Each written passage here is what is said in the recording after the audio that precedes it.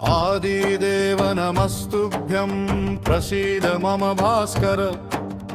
दिवाकर नमस्तुभ्यं प्रभाकर नमोस्तुते।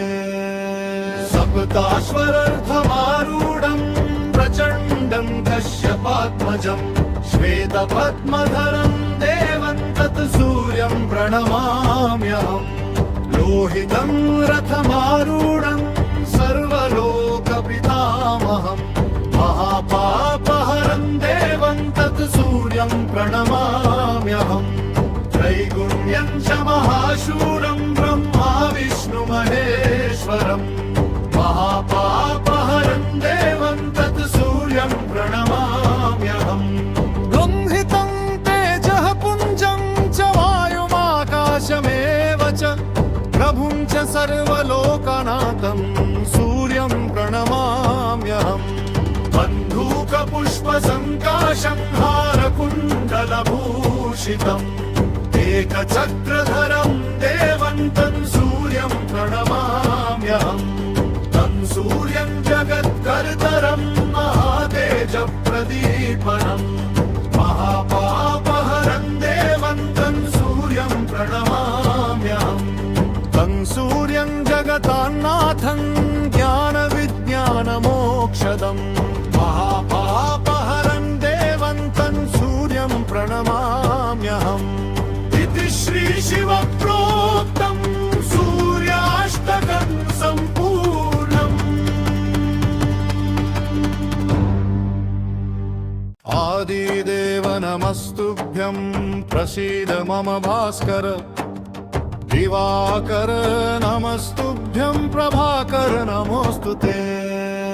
सप्ताश्वरर्थमारूढं प्रचण्डं कश्यपात्मजं श्वेतपद्मधरं देवं तत् सूर्यं प्रणमाम्यहम्।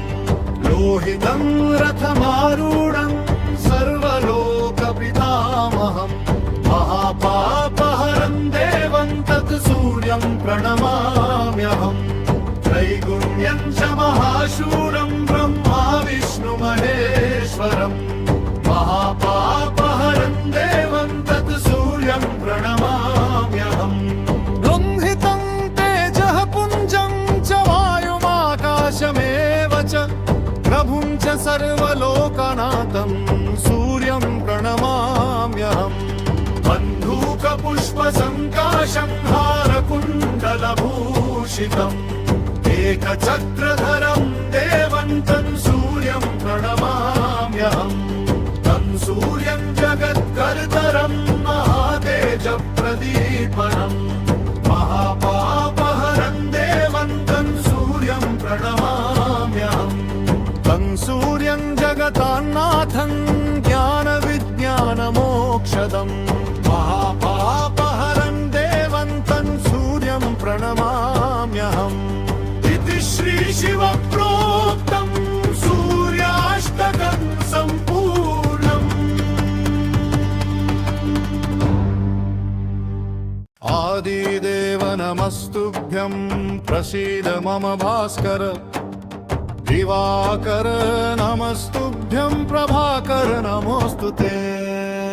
सप्ताश्वरर्थमारूढं प्रचण्डं कश्यपात्मजं श्वेतपद्मधरं देवं तत् सूर्यं प्रणमाम्यहम्। लोहितं रथमारूढं सर्वलोकपितामहम् महापापहरं देवं तत् सूर्यं प्रणमाम्यहम्। त्रैगुण्यं च महाशूरं ब्रह्मा विष्णु महेश्वरम् महापापहरं देवं तत् सूर्यं प्रणमाम्यहम्। गृह्णितं तेजः पुञ्जं च वायुमाकाशमेव च प्रभुं च सर्वलोकनाथं सूर्यं प्रणमाम्यहम्। बन्धूकपुष्पसङ्काशं हारकुण्डलभूषितम् एकचक्रधरं देवं तं सूर्यं प्रणमाम्यहम्।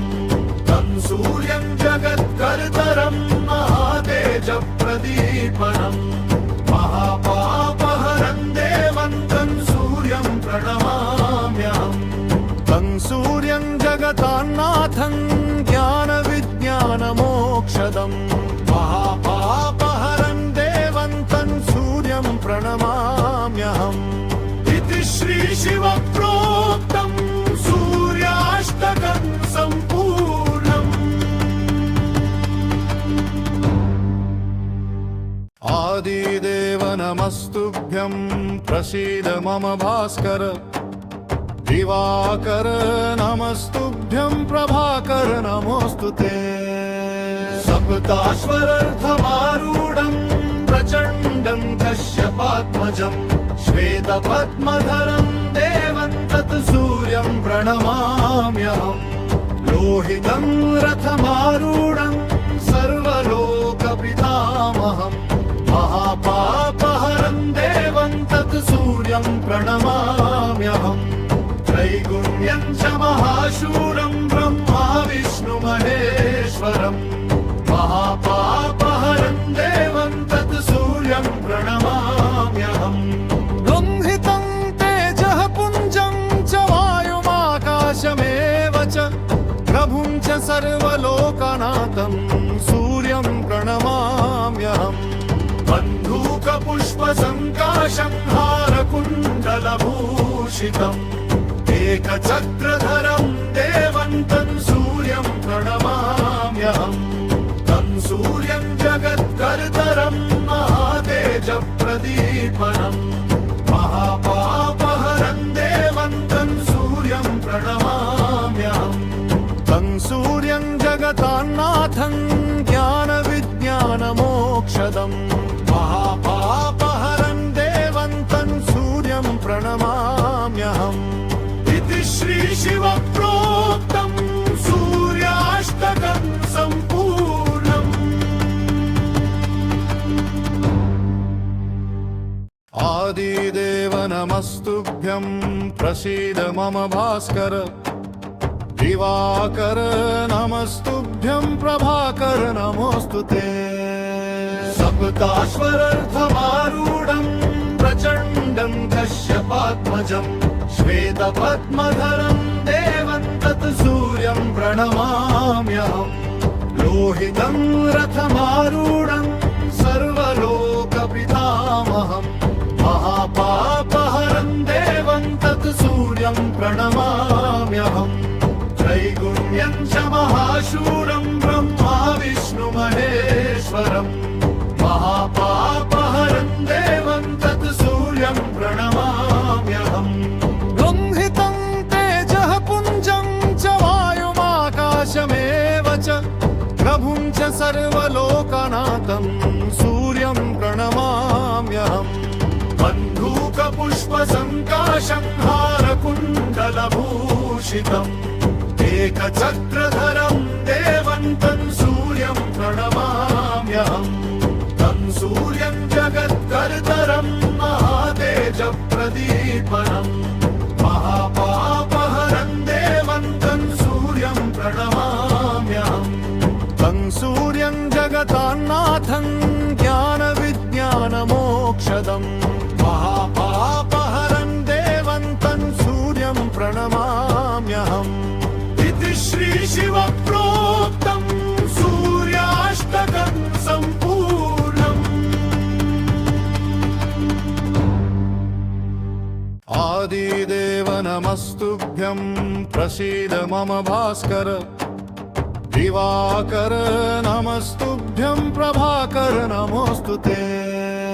सप्ताश्वरर्थमारूढं प्रचण्डं कश्यपात्मजं श्वेतपद्मधरं देवं तत् सूर्यं प्रणमाम्यहम् लोहितं रथमारूढं सर्वलोकपितामहम् महापापहरं देवं तत् सूर्यं प्रणमाम्यहम् त्रैगुण्यं च महाशूरं ब्रह्मा विष्णु महेश्वरम् महापापहरं देवं तत् सूर्यं प्रणमाम्यहम् बृंहितं तेजः पुञ्जं च वायुमाकाशमेव च प्रभुं च सर्वलोकनाथं सूर्यं प्रणमाम्यहम् बन्धूकपुष्पसङ्काशं हारकुण्डलभूषितम् भूषितम् एकचक्रधरं देवं तं सूर्यं प्रणमाम्यहम् तं सूर्यं जगत्कर्तरं महातेजप्रदीपनम् महापापहरं देवं तं सूर्यं प्रणमाम्यहम् तं सूर्यं जगतान्नाथं ज्ञानविज्ञानमोक्षदम् महापापहरं देवं तं सूर्यं प्रणमाम्यहम् इति श्री शिव